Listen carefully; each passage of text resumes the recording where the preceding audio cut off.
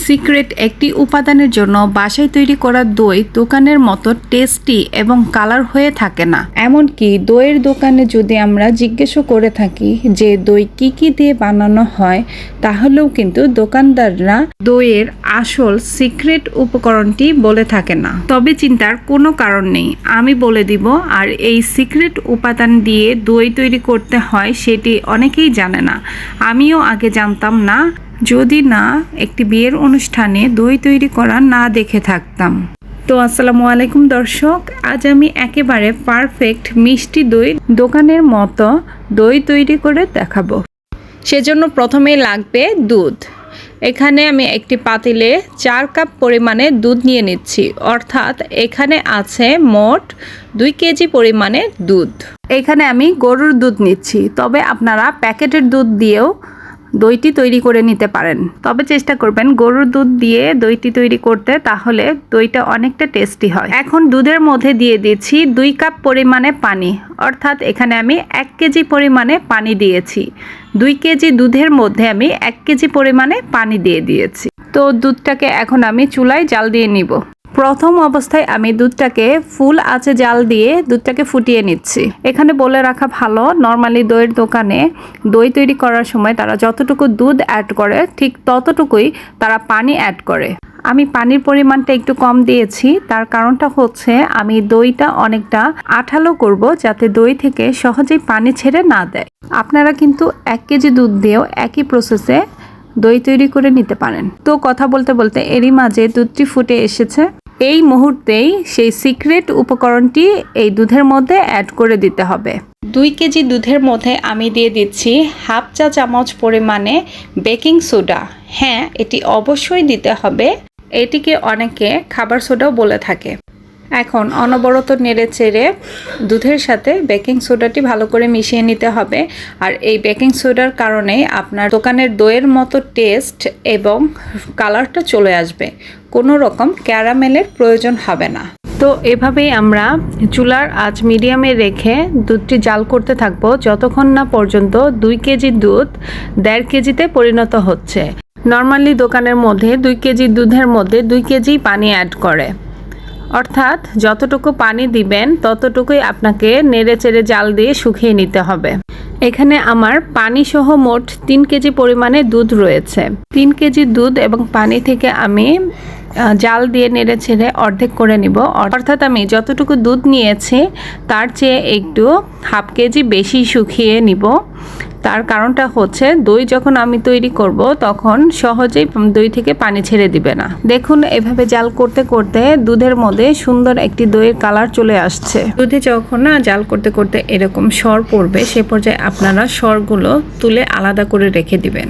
এভাবে দুধটা যতটাই আস্তে ধীরে জাল করে নেওয়া যাবে ঠিক ততটাই দইটা খেতে মজা হয়ে থাকবে। এখন দুধ এবং পানি অর্ধেক হয়ে আসবে, সে পর্যায়ে আমরা চিনি দিয়ে দিব। তো এখানে আমি চিনি দিয়ে দিচ্ছি 1/2 কাপ পরিমাণে।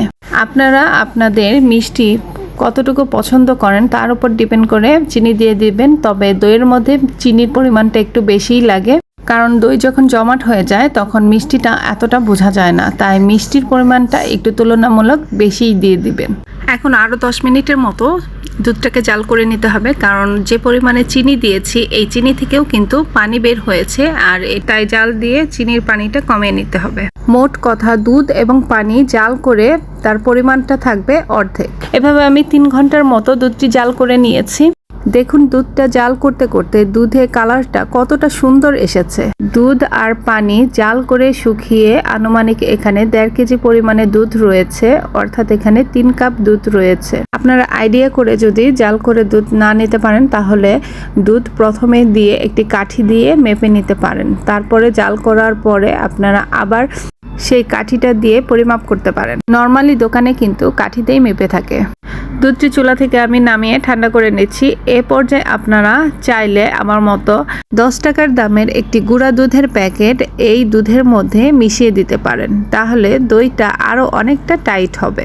আবার গুঁড়া দুধ না অ্যাড করলেও কোনো সমস্যা নেই, তাতেও কিন্তু দইটা সুন্দর হবে। তো গুঁড়া দুধটি এভাবেই দুধের সাথে নেড়েচেড়ে মিশিয়ে নিচ্ছি এবং দুধটি যতক্ষণ না পর্যন্ত ঠান্ডা হয়ে আসছে সে পর্যন্ত আমরা এভাবে দুধটাকে নেড়েচেড়ে নিতে হবে। তবে পুরোপুরিভাবে ঠান্ডা করা যাবে না দুধ, যখন হালকা গরম অবস্থায় থাকবে সে পর্যায়ে নাড়া বন্ধ করে দিতে হবে। এখানে একটি 30 টাকার দামের দই কিনে এনেছি, কারণ আমার আগে থেকে কোনো দই ছিল না। এই দইটাকে আমি দইয়ের বীজ হিসাবে কাজে লাগাবো। এখন যে পাত্রে দই সেট করব সেই পাত্রে আমি এই দইটাকে ঢেলে নিব। তার আগে প্রথমে একটু পাতিলের মধ্যে আমি 2-3 টেবিল চামচ পরিমাণে দুধ দিয়ে নিচ্ছি, যাতে দইটা ফেটাতে সহজ হয়ে যায়। এটার মধ্যে 2 টেবিল চামচ দই রয়েছে। এই 2 টেবিল চামচ দই দিয়েই আমি দইটি তৈরি করে নিব। অনেকে বলতে পারেন আবার দইয়ের বীজ আবার কি? দইয়ের বীজ কিছুই না, দইকেই দইয়ের বীজ বলা হয়। আর দই তৈরি করতে সামান্য একটু দইয়ের বীজ অর্থাৎ দইয়ের প্রয়োজন হয়। এখানে কিন্তু 1 টেবিল চামচ দই হলেও হতো, তা আমার 2 টেবিল চামচ দই আছে, আমি 2 টেবিল চামচ দই দিয়ে দিয়েছি। এখন আমি ভালো করে দইটাকে ফেটিয়ে নিচ্ছি। এখন আমি সেই সাইডে রাখা কুসুম গরম দুধ এই দইয়ের মধ্যে মিশিয়ে নিব। সেজন্য আমি একটু মেপে দেখাচ্ছি এখানে কতটুকু পরিমাণে দুধ রয়েছে। তো আমার আইডিয়াটা একদম ঠিক 3 কাপ পরিমাণে দুধ রয়েছে, অর্থাৎ 1.5 কেজি পরিমাণে দুধ রয়েছে।